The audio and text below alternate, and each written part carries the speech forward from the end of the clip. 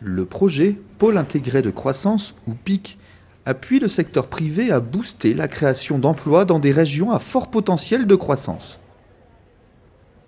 Un ensemble d'interventions est simultanément mis en œuvre pour s'attaquer à certaines contraintes majeures auxquelles le secteur privé fait face, comme l'insuffisance d'infrastructures clés, le manque de main-d'œuvre qualifiée ou encore un climat des affaires peu favorable.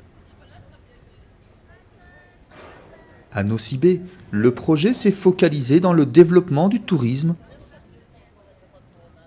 tandis qu'à Tolagnard, il a appuyé l'agribusiness et le secteur minier à tisser des liens avec l'économie locale.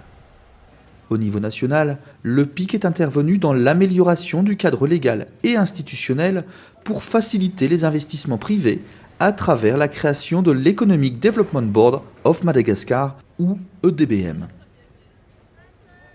À Nosy-Be, comme à Tolagnard, le projet soutient donc toute une panoplie d'initiatives destinées à stimuler l'entrepreneuriat local, à attirer des investisseurs nationaux ou locaux et à développer des formations professionnelles.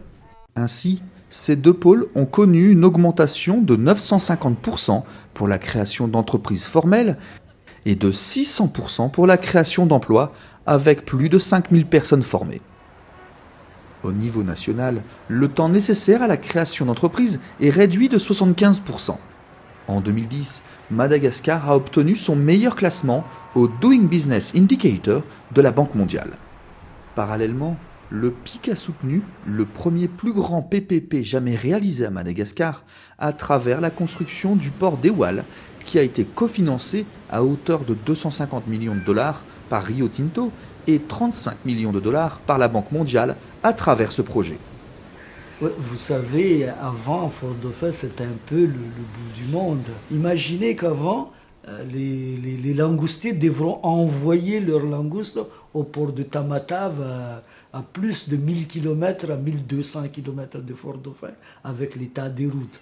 Quand Port de Wall est arrivé, c'est à 5 minutes de l'usine, ça change tout. C'est-à-dire, je sors les produits à midi, et à 12h30, il est déjà au port de Wall, il est sur le bateau. Voilà.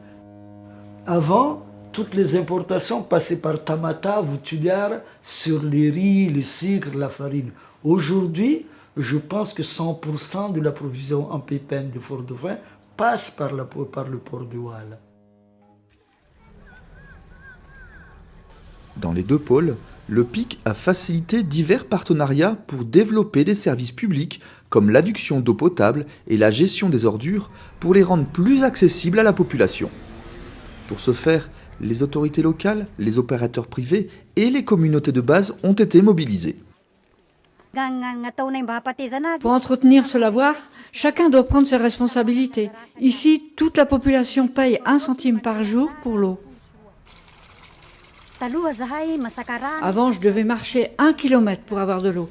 Maintenant, je suis très heureuse car j'ai de l'eau à proximité pour faire la vaisselle et pour la lessive. Ainsi, le nombre de populations ayant accès à l'eau potable a quadruplé entre 2005 et 2014, tandis que le nombre d'habitants desservis par un service régulier de ramassage des ordures a triplé dans les villes de Nosy-Be et Tolagnard. Maintenant, grâce à ce système de ramassage des ordures, les familles ont une meilleure hygiène et une bonne santé aussi, car ils ne vivent plus au milieu de leurs ordures.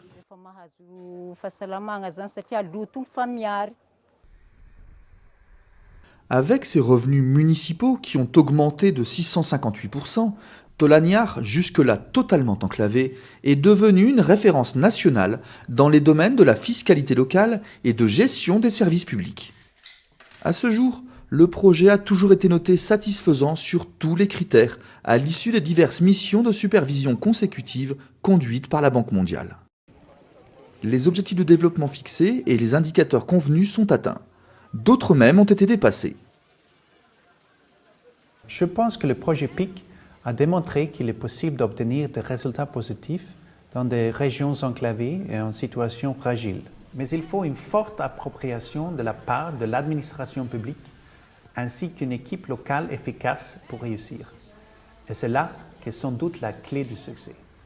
Nous espérons que l'approche inclusive que le PIC a adoptée sera utilisée dans le futur pour promouvoir la création d'emplois et améliorer l'accès des populations vulnérables aux services de base.